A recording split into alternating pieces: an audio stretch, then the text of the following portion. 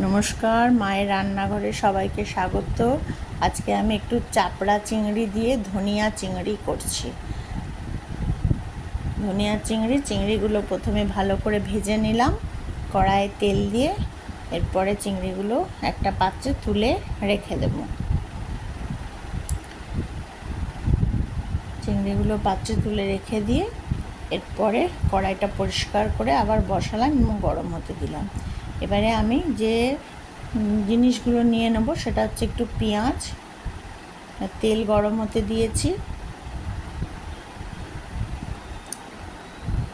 আর একটু তেল দিয়ে দিলাম। তেলটা ভালো করে আগে গরম হচ্ছে। এরপরে আমি এর মধ্যে দিয়ে দিলাম একটু মরিচ আর পেঁয়াজ। মরিচ, পেঁয়াজ, একটু সাদা তিল দিয়েছি বাটার মধ্যে। আর ওই পেঁয়াজ আর মরিচটা একটু ভেজে নিয়ে এর মধ্যে তিলের মধ্যে দিয়ে দিয়েছি, যেটা আমি বেটে নেবো আর কি মশলা হিসেবে। এই যে মরিচ আছে, নিচে তিল আছে, পেঁয়াজ আছে।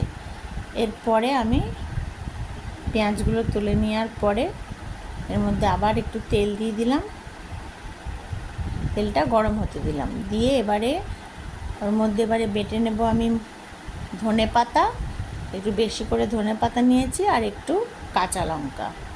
তার মধ্যে তেলটা গরম হয়ে গেছে, দেখুন তেলটা যে গরম হয়ে গেছে। এবারে যে মশলাগুলো আমি বেটে নিয়েছি, সাদা তিল, মরিচ আর পেঁয়াজটা ভেজে নিয়ে সেটা আমি দিয়ে দিলাম। মরিচটা এই জন্য একটু ভেজে নিয়েছি, যাতে ওই গ্রিন কালারটা ধনিয়ার যেটা একটু বেশ কনস্ট্যান্ট থাকে, সেই জন্য দিয়ে এবার ভালো করে মশলাটাকে নাড়াচাড়া করে ভেজে নেব।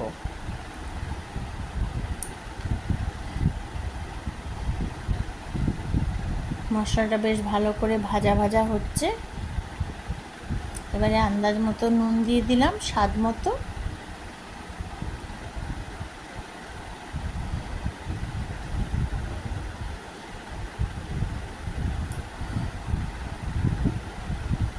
দিয়ে নাড়াচাড়া করে ভাজবো।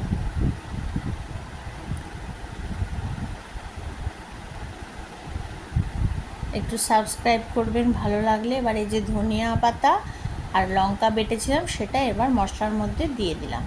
দিয়ে এবার আস্তে আস্তে এটাকে ভালো করে নাড়াচাড়া করতে থাকবো। ভালো লাগলে রান্নাটা একটু শেয়ার করবেন, একটু সাবস্ক্রাইব করবেন। এবার একটু চিনি দিয়ে দেবো, একটু লাইক করবেন। চিনিটা দিলাম যাতে সব কিছু নুন টুনগুলো ব্যালেন্স হয়ে যায় আর গ্রিন কালারটাও থাকে। এবার চিংড়িগুলোও দিয়ে দেবো, যাতে চিংড়ি আর এই ধনিয়া আর কাঁচা লঙ্কাটা বেশ ভালো করে চিংড়ির মধ্যে মিশে যায় এবং কালারটা পুরো গ্রিনিশ থাকে। সেই জন্যই আমি একটু চিনিও ইউজ করেছি, আর জিরেটাকে একটু তেলে ভেজে দিয়েছি।